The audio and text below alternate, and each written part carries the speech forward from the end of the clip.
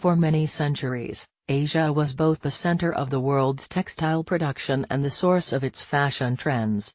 India, in particular, was responsible for the largest share of textile production and for much of the finest kinds of cloth. Indian manufacturers had sophisticated methods for weaving cotton into light, breathable textiles, and vibrant, long-lasting dyes that gave these fabrics dazzling colors.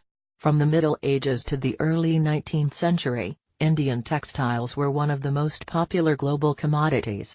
Indian producers developed special lines for export to Southeast Asia, Africa, and Europe, adapting to local demand. Today, the centers of the global fashion industry lie in Europe and North America, with cities like New York, London, and Milan setting trends for the rest of the world. It's still in Asia, however, that the textiles designed in these fashion hubs are actually made, with China and India leading global production. This unequal separation of design and manufacture is rather new in history. The story of how this came to be reveals the extent to which Asia's textiles and fashion sense inspired the modern fashion industry.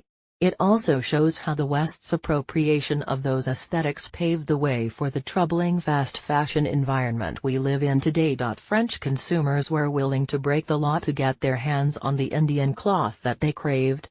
Europeans began sailing to India in the late 15th century in search of spices, but textiles soon became the most important import from the region. By the 17th century, such large quantities of Indian cloth were flooding into cities like Amsterdam, Paris, and London that leaders of local textile industries grew afraid.